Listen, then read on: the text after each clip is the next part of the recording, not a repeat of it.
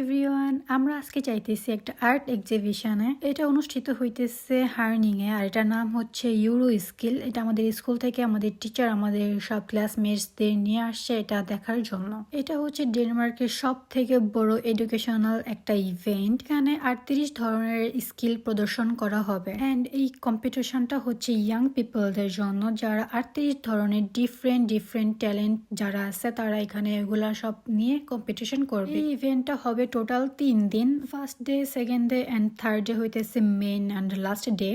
আমাদের দেশে যেরকম বিজ্ঞান মেলা হয় না, সায়েন্স ফেয়ার, সেই রকমের এটাই। যত ইয়াং পিপল আছে তারা সবাই এখানে ডিফারেন্ট কান্ট্রি থেকে আসে, আর এখানে প্রজেক্ট দিয়েছে ডিফারেন্ট ডিপার্টমেন্টের।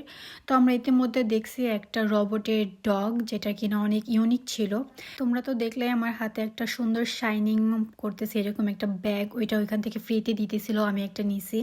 দেন চলে আসলাম হেলথ অ্যান্ড ইমার্জেন্সি ডিপার্টমেন্টে। এখানে দেখাইতেছিল ওরা যে প্রজেক্টটা রাখছে সব হেলথের বিষয়ে। আমি তো আর সায়েন্সের স্টুডেন্ট না, তার জন্য এখানে বেশি টাইম ওয়েস্ট করি নাই। দেন চলে আসলাম আমি এখানে দেখলাম সবাই বোর্ডের মধ্যে যার যার নিজ দেশের ফ্ল্যাগ লাগাইতেছিল বানিয়ে লেগো দিয়ে। এশিয়া, ইউরোপ সব দেশেরই ফ্ল্যাগ এখানে ছিল, বাট বাংলাদেশের কোনো ফ্ল্যাগ ছিল না, তার জন্য আমি এখানে একটা ফ্ল্যাগ বানিয়ে এখানে লাগাই দিলাম। এটার মাঝখানে একটা রাউন্ড হচ্ছিল না, বাট আমি স্কোয়ার বানিয়ে দিয়েছি। অ্যাটলিস্ট বাংলাদেশ তো বোঝা যাইতেছে, তাই না? এরপর কোনো বাংলাদেশে আসলে অ্যাটলিস্ট বুঝতে তো পারবে যে এখানে প্রথমে কোনো বাংলাদেশি আসছিল। যাই হোক, এখন দেখলাম এখানে সবাই লাইনে এই গেমটা খেলতেছে। এখানে ওয়াটার বোতল অ্যান্ড অনেক কিছু পাইতেছিল, বাট আমি পাইছি একটা কিচেন। দেন এখানে আরেকটা গেম দেখলাম লটারি টাইপের, ওইখানে হইতেছে এয়ারপডস পাওয়া যায়, বাট আমি ব্যাড লাক পাই নাই। এটা ঘুরাই দিছি। এখানে একটা মজার কাহিনী হয়েছে।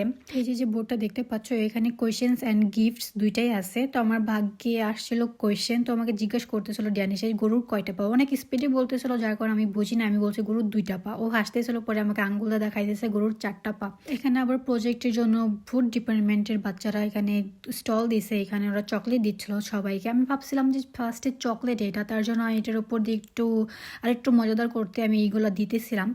আমি ভাবছিলাম যে চকলেট বল টাইপের কিছু একটা হবে, বাট বিশ্বাস করে এটা খাইতে এত বেশি জঘন্য ছিল, একদম বিচ্ছিরি। যাই হোক, আমি তার মনে করতে চাই না। পরে দেখলাম এখানে বেকারির সাইডে এখানে অনেক সুন্দর সুগন্ধ আসছিল, বাট তারা কাউকে খাবার দিচ্ছিল না, তারা শুধু দেখাচ্ছিল কিভাবে বানাতে হয়। যাই হোক, আমি না ফুড ডিপার্টমেন্টের এখানে ঘুরে দেখতেছিলাম কে কে স্টল থেকে খাবার ট্রাই করাইতেছে সবাইকে। পরে আমি ফাইনালি একটা স্টল পাইলাম, এখান থেকে সবাইকে খাবার ট্রাই করাইতেছিল। আমি জানি না এটা কি, এটা একটু হার্ড বিস্কুট টাইপের কিছু একটা ছিল, আর এটা খাইতে অনেক বেশি মজা ছিল।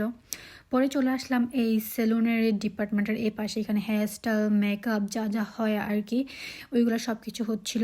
আজকে হইতেছে লাস্ট ডে, আজকে ফাইনাল জাজমেন্ট হবে যে কে উইন হইতেছে, কে সেকেন্ড। তো এটা এখন হবে, এইটা আমরা দেখতেছিলাম যে কে ফার্স্ট হলো কে সেকেন্ড হলো।